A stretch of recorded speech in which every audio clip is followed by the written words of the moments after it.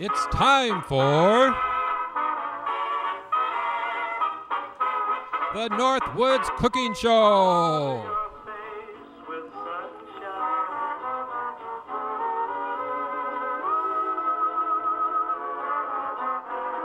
Starring Uncle Roy and Miss Callie, the troublemaking dog. Hello, and welcome to Northwoods Cooking Show. I'm your host, Uncle Roy, and today we're going to do really fun, I don't want to say necessarily comfort foods, but they are, but they're going to be just fun foods. I want to say kind of like drive-in ripper stand kind of foods, but beyond that too. There's going to be a lot of sandwiches and just good comfort foods for these cold winter days. And speaking of cold winter days, did you survive that polar vortex? I had surgery on my foot. I had bunions removed, the second hammer toe was so crooked they had to break and put in pins, and then the third and fourth toe I had digits I had to take and filed up. Oh, it looks like Frankenstein's face down there on my foot. It's like over 30 stitches. It's just gross. Ugh. Anyway, I didn't have to go out in that. I just stayed home and recuperated. But for these cold winter nights and stuff, this is great comfort food. It's going to keep you just snug as a bug in a rug at home in bed with your favorite animal pet. But anyway, so what we're going to do today is we're going to be making chicken fried steak. I've never done that before and I love it. God, I love it. Oh, it's been ages since I've had it. So what I'm going to do first is, this is my dredged flour mixture. I have a half a cup of flour, a half teaspoon of pepper, and a teaspoon of kosher salt mixed into that. Then, in a separate bowl, I'm going to have my egg wash.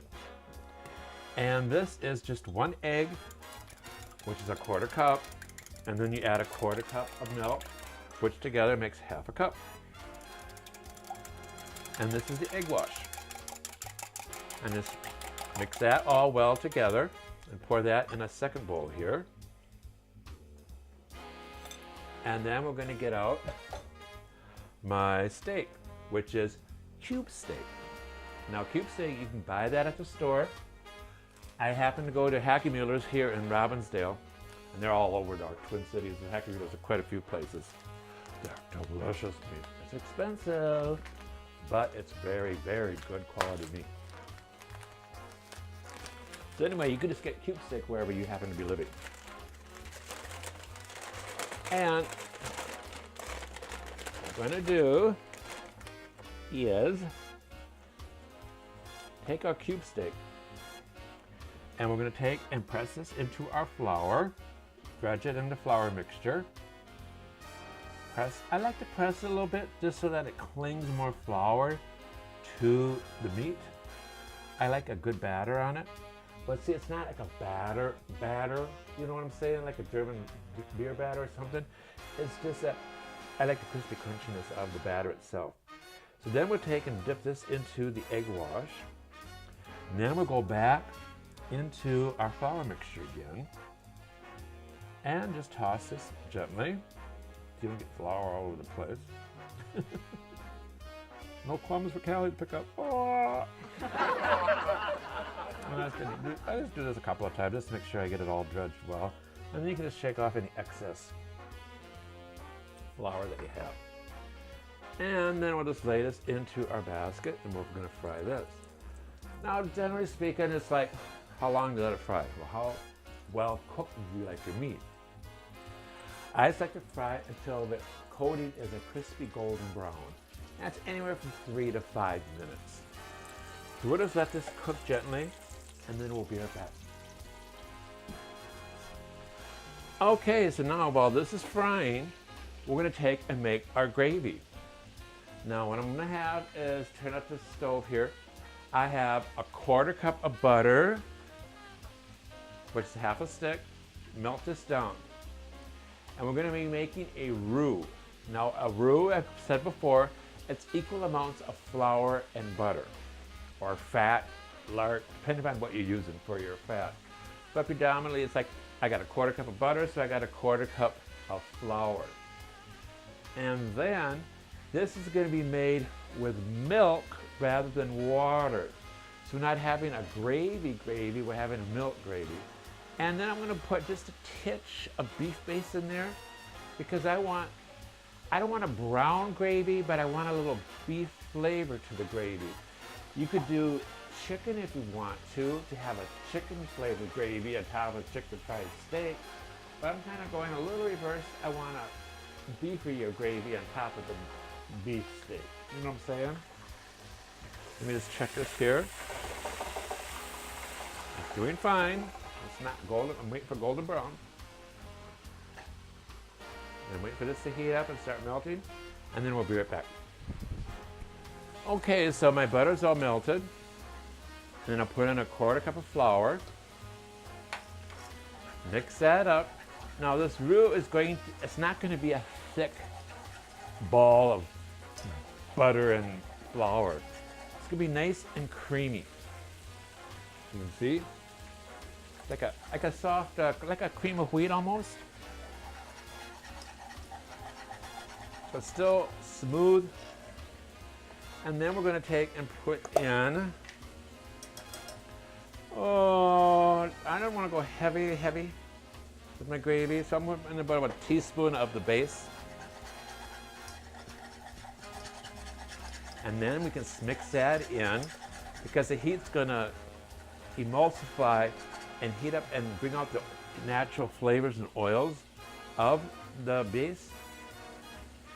And then we're going to add milk and make a nice gravy. Now, predominantly about 1/4 cup to 1/2 cup of liquid. You can always add more to thin it out, but once it gets too thin, you can't re-thicken it. So I just go, a little at a time.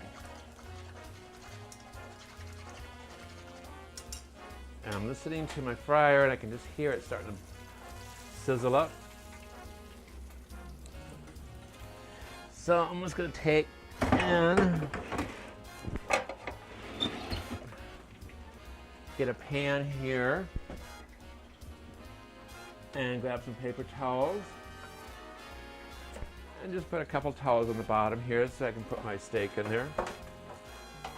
And we'll just keep this in the oven warm while we're making the gravy and the vegetable. I've got in the microwave, I have the I'm going to have corn for my vegetable. I have that heating along with instant potatoes. Now, of course, Uncle Roy's going to make real potatoes, but just for time-consuming sakes, I'm just doing instant potatoes.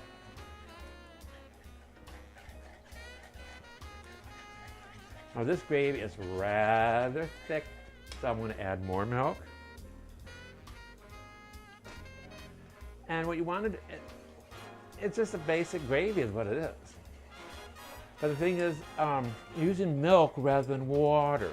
So we don't have like a rich brown gravy. It's a milk gravy, so it's going to be more of a pale color. Almost, I want to say almost like a pork gravy. Because we're not putting in a lot of beef base. And we're not going to put in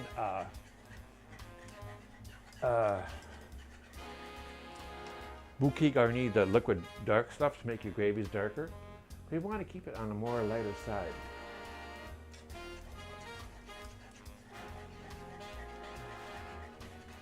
And that's turning out just nice. So let me get this plated together and then we can be right back. Okay, so now this is my chicken fried steak along with the mashed potatoes. And I'm going to take and pour my gravy on this. Oh, this has turned out really, really, really nice. I'm going to smother the steak and potatoes with gravy. Let's see how lighter color this is, and it's not a heavy, thick brown gravy. And then I'll just take and do my corn for my vegetable on the side here. And there you have it. Chicken fried steak from the Northwoods cooking show. This is a warm, hearty, healthy meal for these cold winter nights. Mmm. Oh, Callie, I know she'd be here drooling. She'd be drooling if she saw this.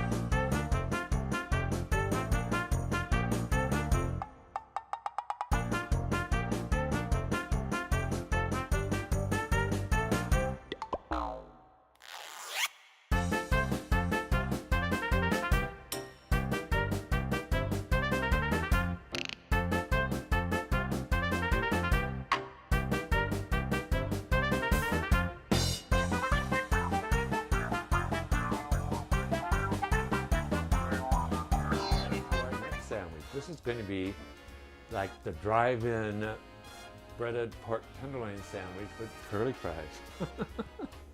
I got so much fun gadgets. This is going to be really fun to make. I was like, I love those breaded pork tenderloin sandwiches. I go to Wagner's here, drive-in in Brooklyn Park, and they got the best. It is just delicious. But anyway, so on my KitchenAid, I have my spiralizer attachment. And so I'm going to just put my potato on here. And just push that in. And then we just take and bring this forward. And then we're just going to take and spiralize it.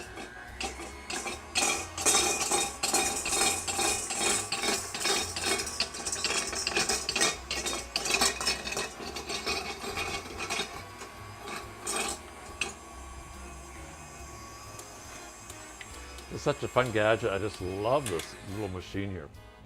And then we just flip this down, pull back, pull that out. Now you can save these pieces. I mean, these are just perfectly fine if you want to break that end off and the fry and just say and put those in the fryer and add that to your French fries. You can do that too if you want to, or just toss them. It doesn't matter. Well, make sure that you scrub your potato first so we have any dirt removed. And that just snaps right back on there. And then just put down the release and follow through.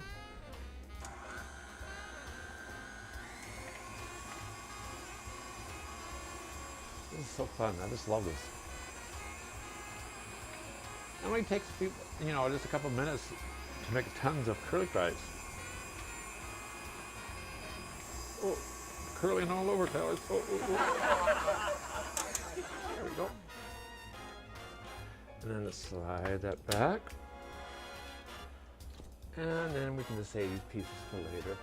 You could actually, use them for chop up the pieces and put them into soups or hash browns or whatever, you know. These are the curly fries then. These are gonna be just fun. And then we'll just take and deep fry these too. So let me switch back and get over to our tenderloin sandwich. Okay, so now we got our fryer going here.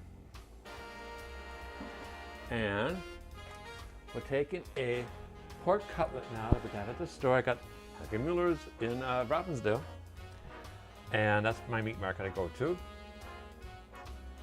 And we're just gonna take and dredge this pork cutlet in the flour. And I have a half cup flour with 1 teaspoon of Montreal steak seasoning. So that'll give a nice flavor to the seasoning, will give a nice flavor to the meat. Then we just dip it in an egg wash of 1 egg and 1/4 cup milk. And then we'll take and dip this back into the flour mixture again. And just, you know, coat it very well. I'm gonna turn it over a couple of times just to make sure it's all absorbed. So we get a nice breaded coating onto that sandwich. Shake off any excess, and then we'll just ladle this into the fryer.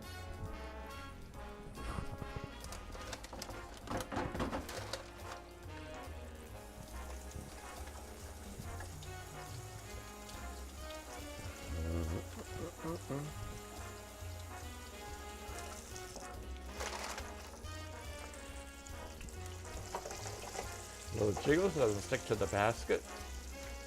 And we'll let this fry for about, 4 to 5 minutes until it's nice and golden brown, and we'll be right back. Okay, now while this is frying, we're gonna take toasted buns. So I got these nice, gorgeous hamburger buns, these Kaiser rolls from Olmsted's Super Value down here, down the street. They got a homemade bakery. But these are just lovely, nice big buns. And then we'll just take and slice one of these.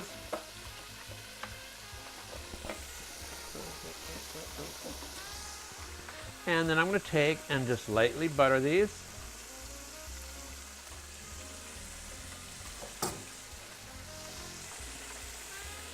On each side here.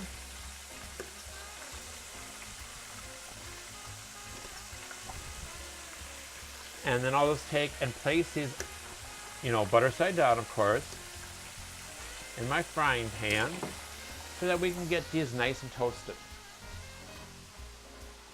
Just keep an eye on those, we don't burn them, we just want to get them toasted nice. Frying good. All right, now those are done. I had 2 cutlets in the packet, and I breaded both like you saw me the first one, and I got them in the oven right now at a warm temperature at like 200 degrees just to keep them hot and crispy. And now we can take and do our fries. Ooh, ooh, ooh. Okay, we got lots of curlies. Can't do them all at once, a half a batch at a time. So we'll let those fry. And those will probably take about 4 or 5 minutes to a nice golden brown. And then we'll be right back. Okay, now these are our curly fries seasoned with, when they get done frying, you want to take and sprinkle a little Lowry seasoning salt over them, and that makes a wonderful seasoning. And then we have our toasted bun, and I have some leaf lettuce, some sliced tomato, and some dill pickle slices, and mayonnaise on your bun. And then we're gonna take our breaded pork tenderloin, and this goes right on our sandwich. Or as Callie used to say, sandwich. Along with our fries. So here's our little drive-in comfort foods of a breaded pork tenderloin sandwich with curly fries made from the spiralizer off the KitchenAid. Hope you enjoy these little tips and foods. Stay warm. I know it's windy and cold out there this time of year. We just went through that polar vortex, and it's like I had to be in bed, thank goodness, because of my foot healing after surgery, so I didn't have to go out in it. But now we're doing much better. So I hope you enjoyed these lovely little comfort foods I made for you for this winter cold nights. The lovely pork tenderloin sandwich and curly fries. And then our chicken fried steak. Very hearty comfort foods that just make you go to sleep in these cold winter nights and keep you nice and warm. So for the rest of the cooking show, I like to say, eat healthy, be safe, and spread the sunshine. Bye-bye.